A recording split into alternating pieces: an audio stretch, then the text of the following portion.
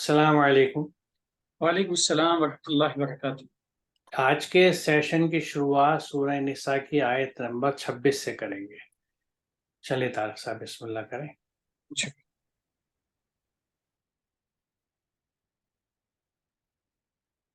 اعوذ باللہ من الشیطان الرجیم، بسم اللہ الرحمن الرحیم۔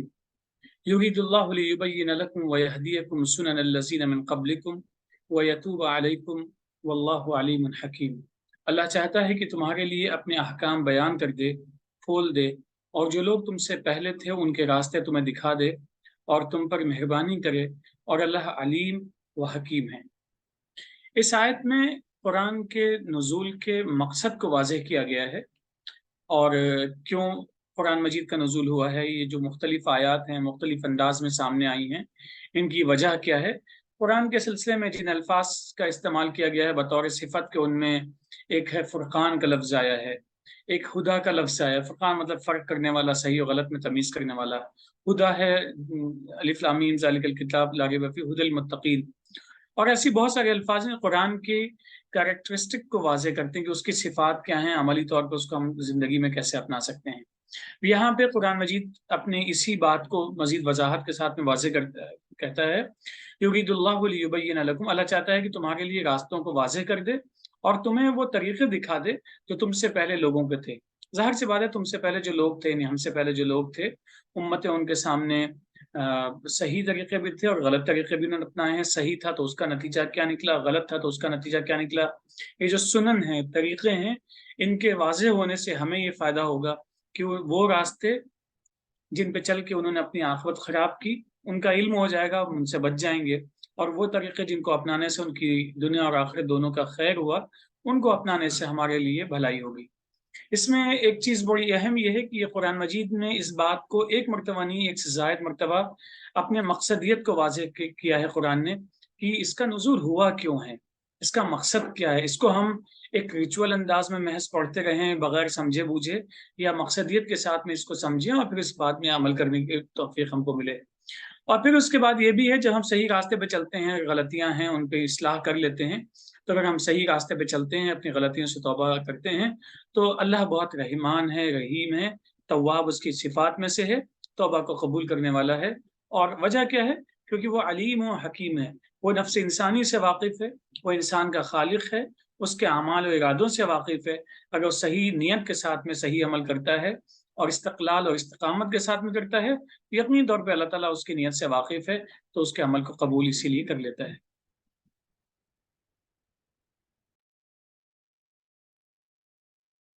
دیکھیے، یہاں یہ بات کہی گئی ہے کہ اللہ یہ چاہتا ہے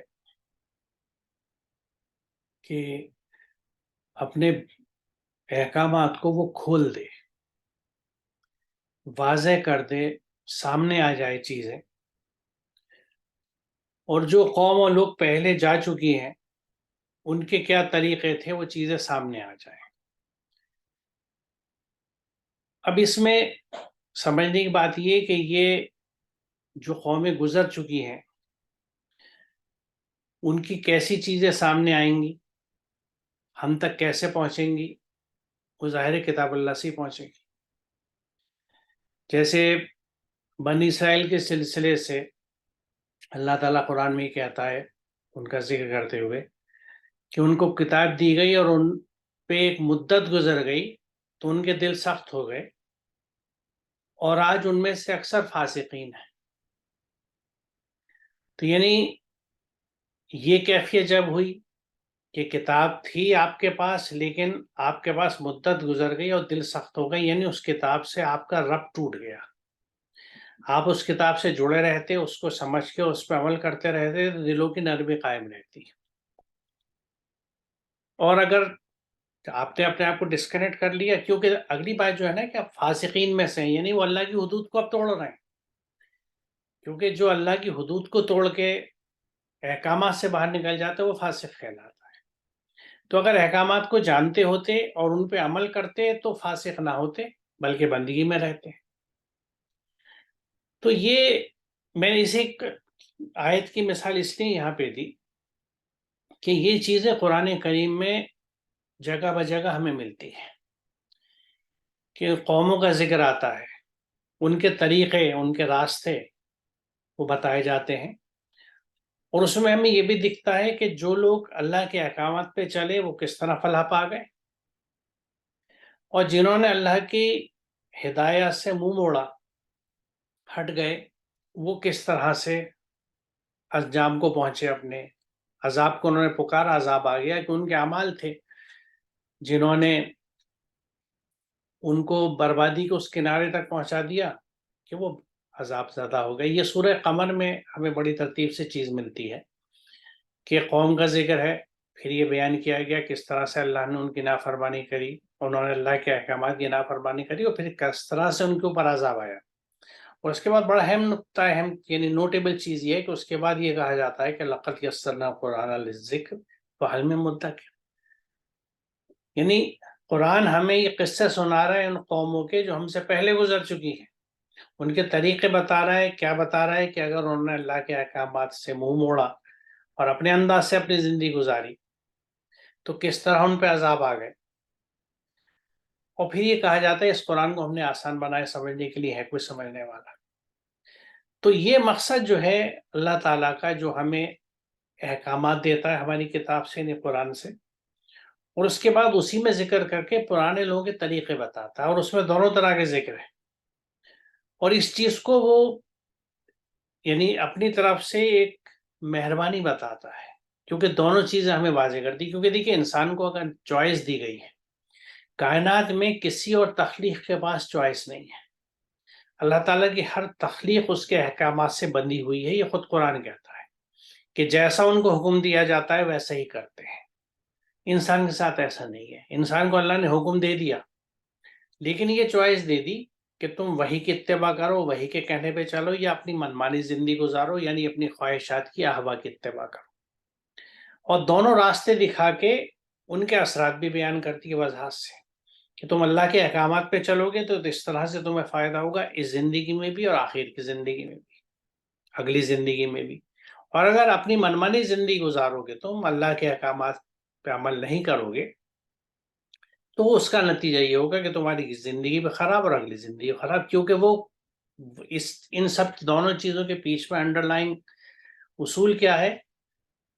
وہ یہ ہے کہ ہم جو کچھ کرتے ہیں اس کے اثرات آتے ہیں، جس کو ہم مکافات عمل کہتے ہیں، کہ یعنی جو ہم بوئیں گے وہی کاٹیں گے، جیسا ہم کریں گے اس کے اثرات ہمارے اوپر آئیں گے، اچھا کریں گے اچھے آئیں گے، اور وہ اچھے اثرات ہمارے یہاں ہمارے آس پاس بھی نظر آئیں گے، آس پاس کے لوگوں کو متاثر کریں گے، اور ساتھ ہی ہمارے نفس کی بھی اصلاح کریں گے، ہمارے نفس کی شکل، اس کے آپ سمجھیے معیار یا اس کی کیفیت بہتر سے بہتر ہوتی چلی جائے گی۔ ہر اچھا عمل ہمارے نفس کو اور مثبت بناتا ہے، پازیٹیو بناتا ہے، یا یہ سمجھیے کہ ارتقاء کی سیڑھی پہ اوپر لے جاتا ہے، تھوڑا سا اس کی اور گروتھ ہو جاتی ہے، وہ ایوالو ہو جاتا ہے۔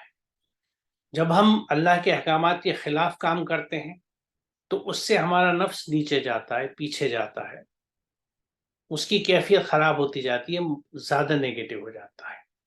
تو یہ اللہ تعالیٰ کیونکہ قرآن ہمیشہ دلیل اور مثالوں کے ساتھ بات کرتا ہے، ریزننگ کے ساتھ بات کرتا ہے، لاجیکل بات کرتا ہے، تو وہ احکامات جب بتاتا ہے تو ساتھ میں مثالیں بھی دیتا ہے کہ دیکھو اس قوم نے یہ کیا تھا، اس کا یہ اثر ہوا، اور اس کو ہم امیڈیٹلی بھی اپنے ہاں دیکھ سکتے ہیں کہ جو لوگ اللہ کے احکامات پہ چلتے ہیں ان کے معاملات، ان کی زندگی ہمیں کبھی کبھی سامنے دکھ جاتی ہے کیسی تھی۔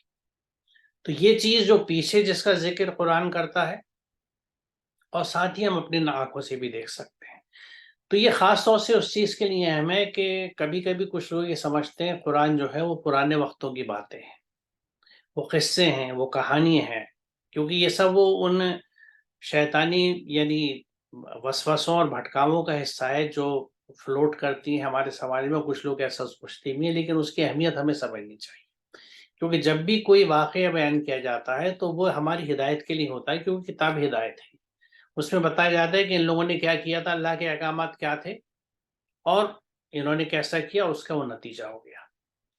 دوسری ایک بات یہ کہ اس سے یہ بات بھی ابھر کے آتی ہے کہ جو احکامات اللہ تعالیٰ نے انسانیت کو پہلے دن سے دیے وہ آج تک چلے آ رہے ہیں، یعنی اللہ کی ہدایت جو تھی وہ کسی بھی زبان میں کسی بھی علاقے میں کسی بھی کیفیت میں آئی ہو، لیکن وہ احکامات ایک ہی تھے. جس پر سورہ بقرہ میں کہا گیا جب آدم کو نیچے دنیا میں بھیجا گیا کہ پھر میرے پاس سے جو ہدایت تمہارے پاس آئے، تو وہ ہدایت کا سلسلہ اس وقت سے چل رہا ہے، اور وہ ہدایت ایک تھی، وہ ایک سے احکامات تھے. ہر نبی کو آئے، اس کی زبان میں آئے. لوگوں نے جیسے ابھی میں نے ذکر کیا بنی اسرائیل کا، کہ چھوڑ دیا اس کو تو دل سخت ہو گئے اور وہ اللہ کی حدود سے نکل رہا ہے. اب اس آیت کی روشنی میں ہمیں یہ دیکھنا چاہیے کہ جب قرآن ہمیں واضح طور سے یہ بتاتا ہے، سورہ قمر میں تو تکرار ہے، پوری ذکر ہے تسلسل کے ساتھ ان قوموں کا جنہوں نے اللہ کے احکامات سے بغاوتی کری، اللہ کاٹے تو عذاب آئے. اچھا، اس میں یہ بھی بتا دوں کہ یہ عذاب جو ہے یہ اپنے بلائے ہوئے ہوتے ہیں. مثال طور پہ اگر ہم آج دیکھیں اپنے چاروں طرف، تو ماحول اور زمین کے وسائل کے تعلق سے جو اللہ تعالیٰ کے احکامات واضح طور سے قرآن میں موجود ہیں، ہم نے اس پہ عمل نہیں کیا. ہم نے نہ توازن کا خیال رکھا، نہ وسائل کا صحیح ڈھنگ سے استعمال کیا. یہ میں موٹی موٹی باتیں بتا رہا ہوں کیونکہ موضوع اس وقت کا نہیں ہے کہ ہم ماحول کے تعلق سے تفصیل میں جائیں کہ قرآن کے کیا احکامات ہیں. لیکن آج ان احکامات سے ہم ہٹے تو آج کیا کیفیت ہے پوری دنیا میں؟ کلائمیٹ چینج کی بات ہوتی ہے، گرمی بڑھ رہی ہے، گلیشیئرز پگھل رہے ہیں، پانی نیچے آ رہا ہے. ابھی تازہ ہم دیکھ رہے ہیں کہ دنیا بھر میں سیلابوں کا سلسلہ ہے. خود ہمارے وطن عزیز میں کس حد تک سے سیلاب آ رہے ہیں، کتنی جانیں ہلاک ہو رہی ہیں. پانی اکٹھے ہو رہے ہیں، تھوڑی سی بارش ہے پانی اکٹھے ہو گئے. کیوں؟ کیونکہ ہم نے نکاس سے بند کر دیا ہے. ہر جگہ جب آبادی بنتی ہے تو ایک نکاس کے جو راستے ہوا کرتے تھے، پانی کے اسٹوریج کے جو طریقے ہوا کرتے تھے پہلے، یعنی مجھے اپنے بچپن میں یاد ہے دہلی میں کتنی باولیاں ہوا کرتی تھی، یعنی پانی کے ہولڈ کرنے کے لیے، پانی کو جمع کرنے کے جو ٹینک ہوتے تھے جو باولی کہلاتے تھے ہمارے یہاں، کتنی واٹر چینلز ہوا کرتی تھی. یہ سب چیزیں ہم نے یعنی انکروچمنٹس کر کے زمینوں پہ مکانات بنا کے یعنی ایک طرح سے توازن بگاڑا آپ نے. تو آج اللہ کے احکامات سے ہم اگر ہٹ رہے ہیں تو ہمارا دیکھیں جب موسم چینج ہوتے ہیں تو بات صرف یہی نہیں ہے.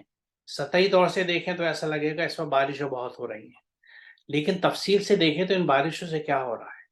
زمینیں کٹ رہی ہیں، زمین کی مٹی جو زرخیز مٹی ہے، فرٹائل سوائل ہے، اس کا ایروجن ہو رہا ہے. کتنی یہ سلٹ جو ہے یہ ندیوں میں دریاؤں میں جا رہی ہے، جب وہ باندھ پہ سے گزرتے ہیں تو باندھوں میں کتنا سلٹ نیچے بیٹھ رہا ہے، یعنی جسے سلٹیشن کہتے ہیں. اس سے باندھ کی عمر کم ہوتی ہے، باندھ کی واٹر ہولڈنگ کیپیسٹی، پانی کو جمع کرنے کی صلاحیت کیپیسٹی کم ہو جاتی ہے. جب یہ کم ہو جائے گی تو وہ زیادہ ابھرے گا، یعنی سیلاب بڑھ جائیں گے. ان کی کیپیسٹی جب کم ہو رہی ہے ڈیمز کی تو پانی اس کے اوپر سے زیادہ بہے گا.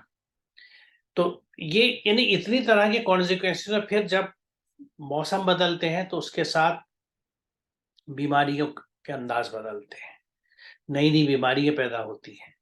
تو ایک پوری چین ہے جو انسان کو ہلاکت کی طرف لے کے جاتی ہے. کیوں؟ کیونکہ ہم نے اللہ کے احکامات کو نہیں مانا. تو یعنی ایک طرح سے ہم اللہ کے احکامات کو نہ مان کے صرف ذاتی زندگی میں نہیں، اجتماعی طور سے بھی ہلاکت کی طرف یعنی عذاب کی طرف بڑھ رہے ہیں، جیسے سورہ قمر میں بتایا گیا ہے. خشکیاں بڑھ رہی ہیں، ہیٹ بڑھ رہی ہے. تو یہ سب عدم توازن جو ہے یہ ایک طرح سے ہم کہہ سکتے ہیں کہ ہم اللہ کے عذاب کو آواز دے رہے ہیں، کیونکہ ہم اس سسٹم کو اتنا خراب کرے دے رہے ہیں کہ وہ پھر ہمارے اوپر ہی آئے گئی. تو ایسا نہیں ہوتا کہ صاحب اللہ تعالیٰ کسی قوم سے ناراض ہو گیا تو اس نے ایک عذاب بھیج دیا. وہ عذاب بھی ہمارے اعمال کی وجہ سے ہی آتا ہے. وہ جو چیزیں آتی ہیں، جو تبدیلیاں ہوتی ہیں، ہلکے ہلکے تبدیلی ہوتے ہوتے ہوتے ہوتے ایک اتنی بڑی نیچرل کیلیمٹی آ جاتی ہے، وہ ہماری حرکتوں کی وجہ سے ہوتی ہے، جو ہم نیچر کے ساتھ، اپنی زمین کے ساتھ، اپنے آب و ہوا کے ساتھ، اپنی پانی کے ساتھ کرتے ہیں. تو یہ بیسیکلی ہمیں سمجھنا چاہیے کہ ہمارا ہر عمل صرف ہم کو ہی نہیں بلکہ ہر ایک کو متاثر کرتا ہے. اور اس کو آج انوائرمنٹل اسٹڈیز میں پڑھایا جاتا ہے کہ ہر ایک کمپوننٹ کی، ایکو سسٹم کے ہر کمپوننٹ کی، ہر اسپیشیز کا ایک رول ہوتا ہے جو وہ ادا کرتی ہے اس سسٹم میں، اور اگر اس کو ہٹا دیجیے، اس کا رول بگڑ جائے تو پورا سسٹم بگڑ جاتا ہے. تو انسان ایک سگنیفیکنٹ اسپیشیز ہے کیونکہ یہ بہت کچھ کنٹرول کرتا ہے پلانٹ کے اوپر. تو اس کی جب ایکٹیویٹیز بگڑ جاتی ہیں تو یہ سب وہ چیزیں ہیں جو ہمیں نظر میں رکھنی چاہیے. ہڑپا کے سلسلے میں وہ تہذیب جو تھی کیوں ختم ہوئی تھی؟ بتاتے ڈیزرٹیفیکیشن کی وجہ سے ہوئی تھی. سوکھا ہو گیا تھا، پانی کی قلت ہو گئی تھی، آج ہمارے یہاں پانی کی قلت ہو رہی ہے۔ یعنی کتنی عجیب و متضاد باتیں ہیں کہ ایک طرف ہم پانی کی قلت سے دوچار ہیں، دوسری طرف سیلاب اتنے آ رہے ہیں۔ بظاہر بڑی عجیب بات لگتی ہے کیونکہ سیلاب میں جتنا پانی آ رہا ہے وہ پانی ہارویسٹ نہیں ہوتا، وہ سیدھا سمندر میں بہہ کے ضائع ہو جاتا ہے۔ الٹیمیٹلی جب یہ چیزیں ختم ہوتی ہیں تو ہم پھر پانی کی قلت کا شکار ہیں، واٹر ٹیبل بھی نیچے جا رہی ہے۔ تو یہ چیزیں ہیں جو، یہ میں اس لیے بتا رہا ہوں کہ یہ کوئی ایسی چیز نہیں ہے جس کو ہم سمجھیں کہ صاحب خدائی عذاب ایک دم اللہ نے بھیج دیا۔ اس نے سسٹم بنا رکھے ہیں اس دنیا میں، جو ہر دور میں ہر قوم کے ہاتھوں یہ پلانٹ سدھرے بھی ہیں، یہ پلانٹ بگڑے بھی ہیں۔ جو قومیں سمجھدار ہوتی ہیں، اللہ کے احکامات پہ چلتی ہیں، وہ اس زمین کو جنت نظیر ہی نہیں بلکہ جنت بنا دیتی ہیں۔ جب ہر چیز اس طرح ہوتی ہے جیسے اللہ تعالیٰ نے جب زمین بنائی تھی تو ہر چیز بیلنس میں تھی۔ تو آج بھی اگر ہم ان چیزوں پہ دھیان نہیں دیں گے اور نیچرلی جب ہم یہ فساد پھیلائیں گے تو یہ ہماری طرف سے کوئی اچھا عمل نہیں ہوگا۔ یہ فساد کا پھیلانا یہ بدعملی ہے، یہ اللہ کے احکامات کی خلاف ورزی، عبادت نہیں ہے۔ اور اس کے برخلاف اگر ہم اس کے سدھار کے کام کرتے ہیں، اس فساد کو سدھارتے ہیں، اس کی اصلاح کرتے ہیں، تو یہ عین عبادت کا حصہ ہے اور اللہ کو پسند ہے۔ چلے دارس صاحب آگے چلتے ہیں۔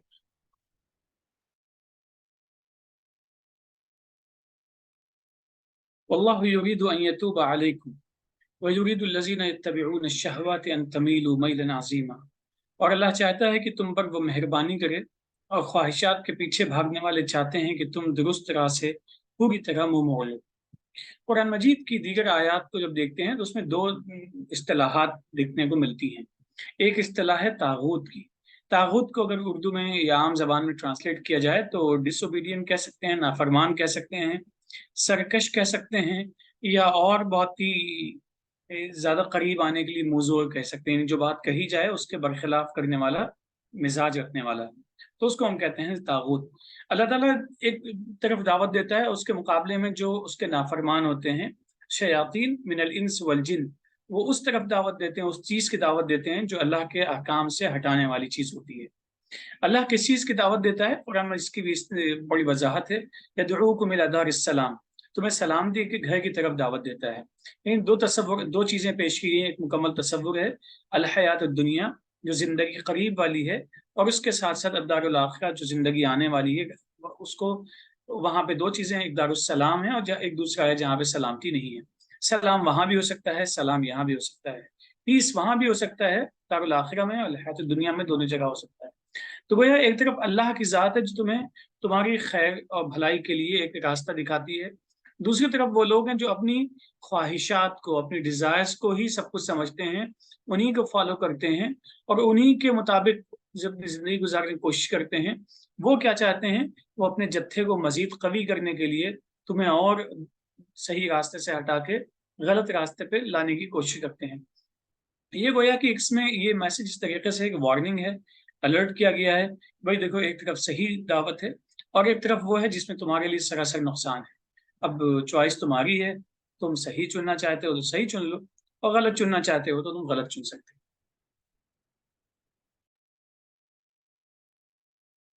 دیکھیے یہ یتوب علیکم جو ہے مہربانی ہے، مہربانی کے مفہوم میں نکلتا ہے، اور اس کو اس طرح بھی ہم سمجھ سکتے ہیں کہ توبہ کا جو نظم اللہ تعالیٰ نے ہمیں عنایت کیا ہے بڑی نعمت ہے۔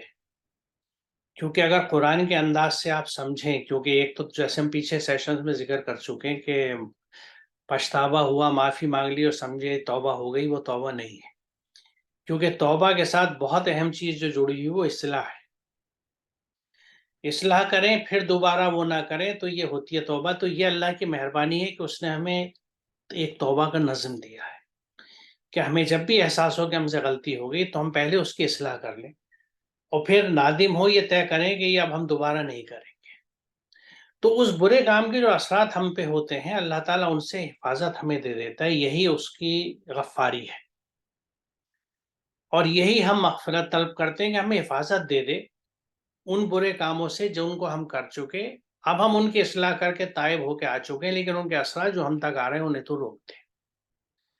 تو اللہ تو یہ چاہتا ہے کہ ہم پہ اس طرح مہربانی کرے، کیونکہ دیکھیے پیچھے گناہ و توبہ کا ذکر بھی ہو چکا ہے، اور وجہ کیا ہے کہ جیسے میں نے ابھی عرض کیا تھا کہ انسان کو خواہش اور نفس دی گئی ہے، اس کو جذبات دیے گئے ہیں.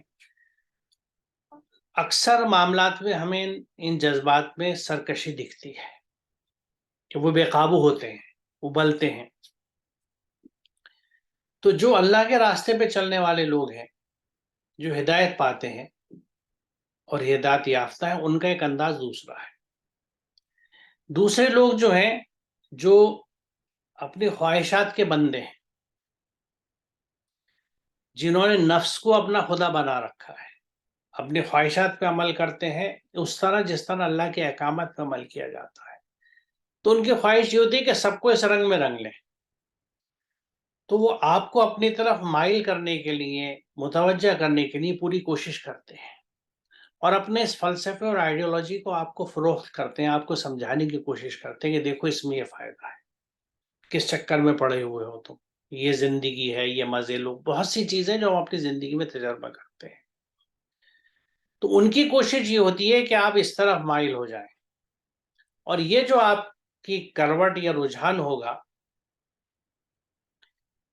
یہ اگر آپ کر بیٹھے تو ایک بہت بڑا ہوگا، یعنی یہ گیم چینجر ہوگا، کیونکہ آپ اللہ کی ہدایت اور اس کی رحمتوں سے منہ موڑ کے ایک دوسرے رخ پہ جانے لگیں. یہاں پہ کیا چیز ہمیں بچاتی ہے کہ ہم اللہ کے احکامات کو ہمیشہ ذہن میں رکھیں، کیونکہ ہر خواہش بری نہیں ہوتی. میری خواہش یہ ہے کہ میں آج کم از کم 100 مسکینوں کو کھانا کھلاؤں اپنے ہاتھ سے بنا کے، یا کچھ لوگوں کی مدد لے کے بناؤں، یہ میری خواہش ہے، اس کو میں پورا کروں گی. ایک اچھی خواہش ہے، کیونکہ ایک ایسی خواہش ہے جو اللہ کے احکامات کے مطابق مجھ سے کام کرا رہی ہے. اللہ کے احکامات سے ہٹ کے جو خواہش کی جاتی ہے، یہ وہ خواہشات ہیں یا یہ وہ خواہش ہوگی جو ہمیں اللہ کے راستے سے دور لے جاتی ہے اور ہم سے برا کام کرا دیتی ہے.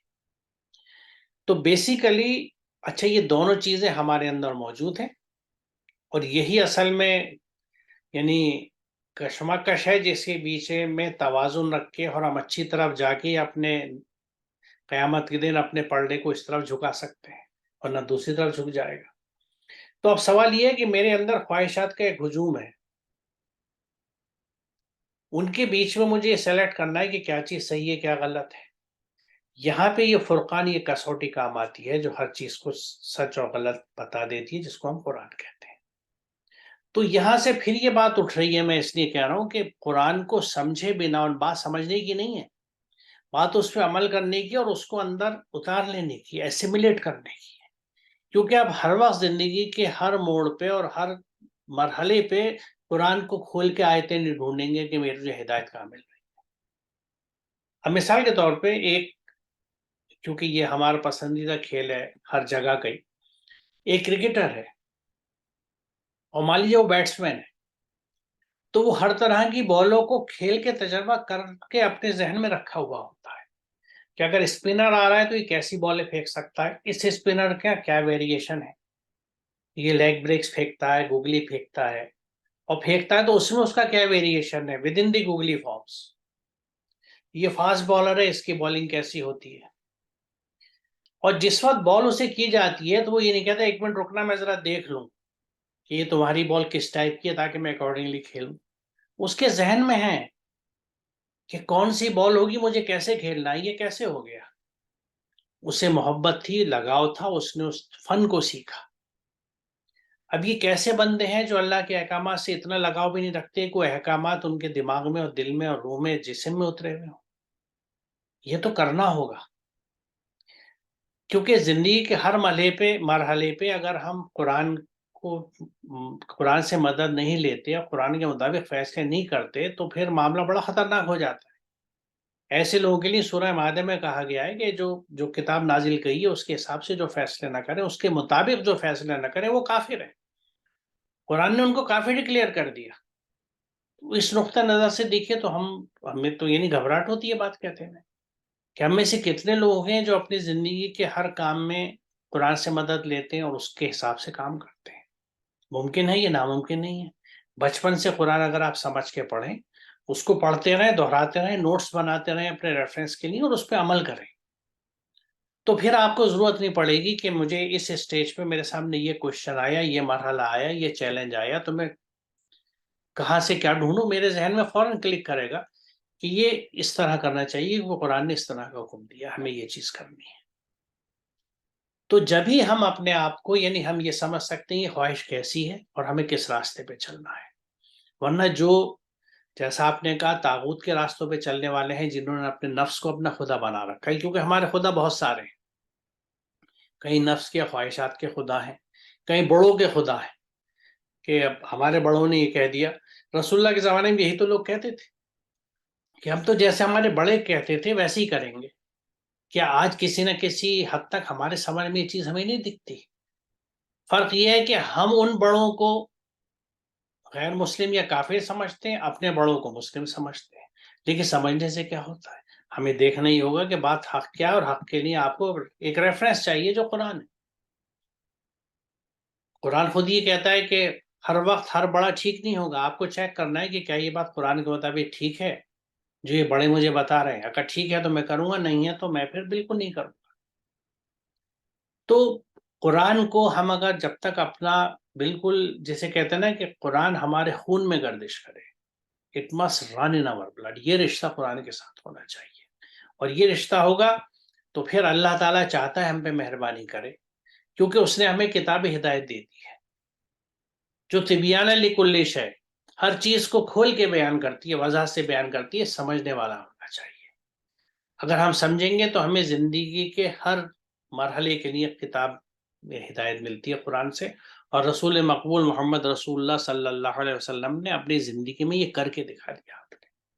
آپ کی پوری زندگی قرآن پہ عمل کر کے ایک نمونے کے طور پہ ہمارے سامنے موجود ہے، اگر ہم سمجھنا چاہیں اور خواہشات کے پیچھے بھاگیں گے تو ظاہر اللہ تعالیٰ کی پکڑ میں ہم آئیں گے۔